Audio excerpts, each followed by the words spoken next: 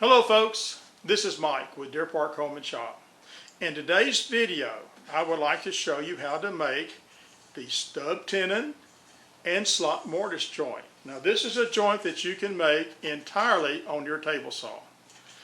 The sides of this end table were made using these joints. You see it gives it a nice elegant look. It's also a joint that's good for making doors. Now if you've got dado blades, that's great because they will speed this process up. But if you don't, no sweat, because you can just use a single saw blade. And I'll show you how to do both methods. So let's get cracking and let's make some sawdust.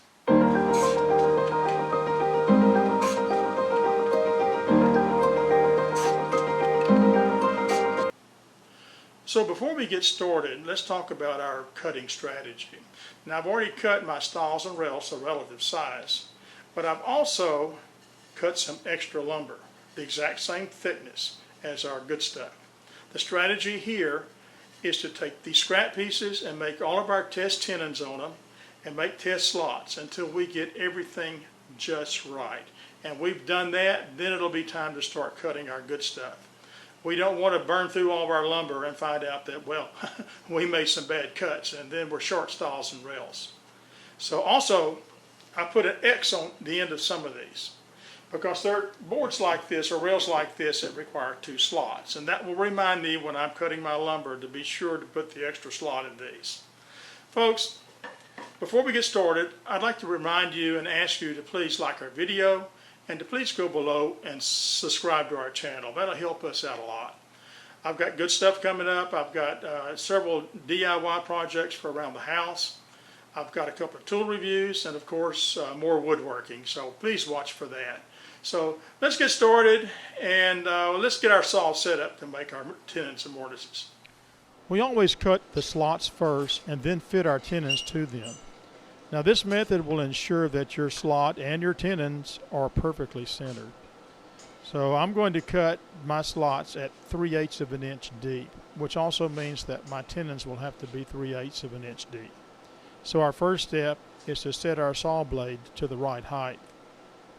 Once that's done, move your fence into position so that the blade is roughly in the middle of the board. Run your first piece through, then turn it and run it through again. Now make your cuts in the same fashion on all of your boards. When everything is cut, I check the slots.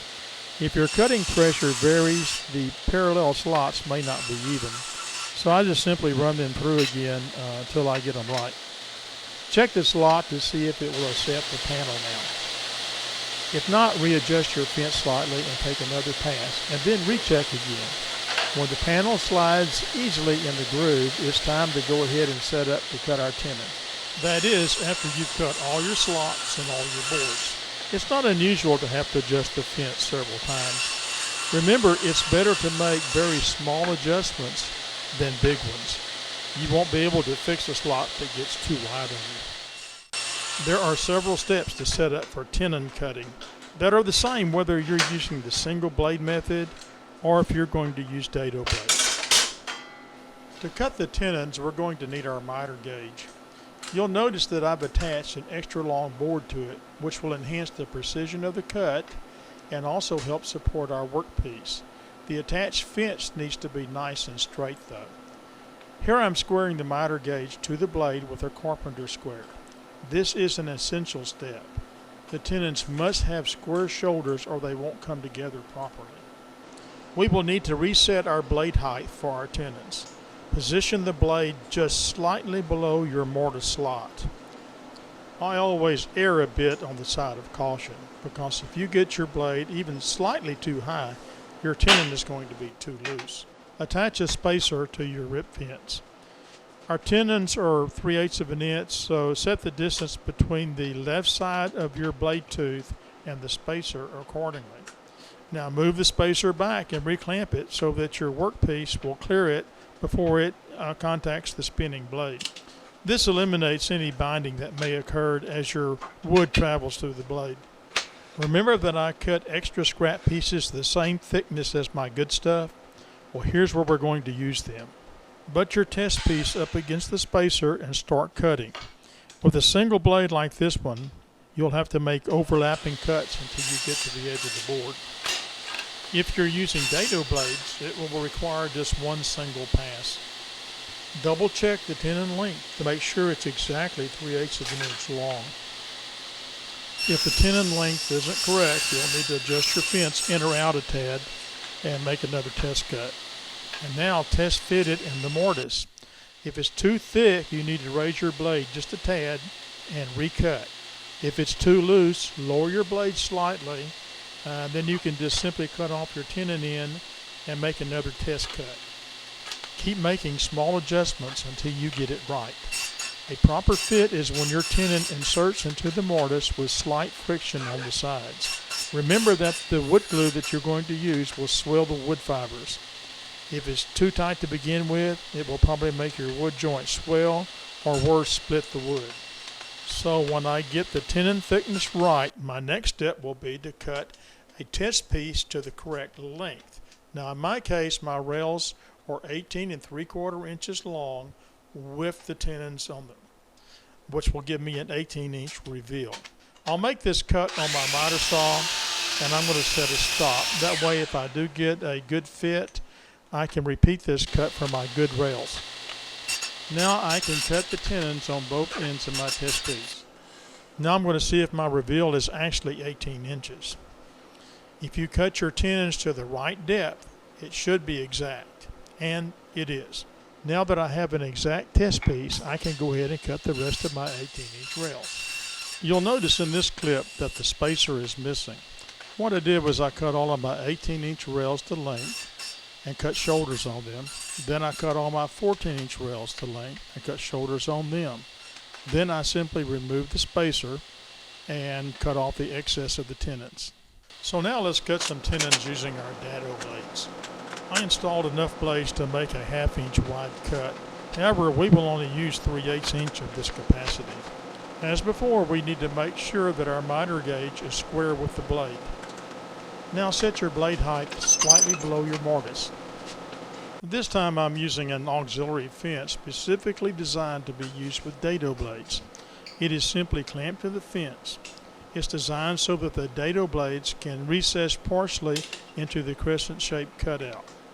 Tap in your fence bit by bit until 3/8 inch of the dado stack stands proud of the fence. Butt your test piece up against the fence and cut both sides of the tenon. As you can see, this goes much faster with the dado blades. Check your fit and adjust your cut as necessary. When our tenon thickness is just right, we cut our test pieces to exact length on the miter saw and tenon the other end. Measure for accuracy and be sure to set a stop in place. When you get it right, cut all of the rails to the exact length. Now you can go ahead and cut your tenons on all your boards. Then you can dry fit your panel. Now be sure to dry fit your panel before you change any settings on your saw, just in case.